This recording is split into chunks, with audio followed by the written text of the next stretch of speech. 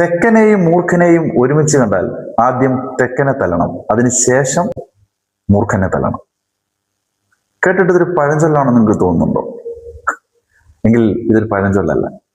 വടക്കര് തെക്കരെ പറ്റി പറയുന്നതാണ്. വടക്കര് എന്ന് പറയുമ്പോൾ ഞാൻ കേട്ടത് തൃശ്ശൂരിൽ നിന്നാണ്. തൃശ്ശൂരിൽ തെക്കെന്ന് പറയുമ്പോൾ എറണാകുളം കഴിഞ്ഞ് ചേർത്തല, ആലപ്പുഴ, കൊല്ലം, തിരുവനന്തപുരം അങ്ങനെ പോകും.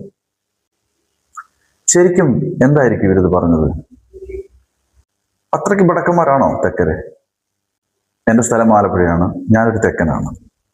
ഒരാളിൽ നിന്ന് അല്ലെങ്കിൽ 2 പേരിൽ നിന്ന്, പിന്നെയും പോയാൽ ഒരു 5 പേരിൽ നിന്ന് പണി വാങ്ങിച്ച ഒരാൾ അല്ലെങ്കിൽ ഒന്നിൽ കൂടുതൽ പേർ അവർ പറഞ്ഞുണ്ടാക്കിയതായിരിക്കാം ഇത്. ഒരാളിന്റെ അല്ലെങ്കിൽ 2 പേരുടെ പേരിൽ ഒരു പ്രദേശത്തെ മൊത്തം ആ രീതിയിലാക്കുന്ന ഒരു പ്രവണത തെറ്റാണ്. അത് വളരെ മോശമായിട്ടാണ് എനിക്ക് തോന്നുന്നത്. ഞാനൊരു തെക്കനായതുകൊണ്ടാണ് ഒരു പക്ഷേ ഇത്രയും പറയേണ്ടി വന്നത്.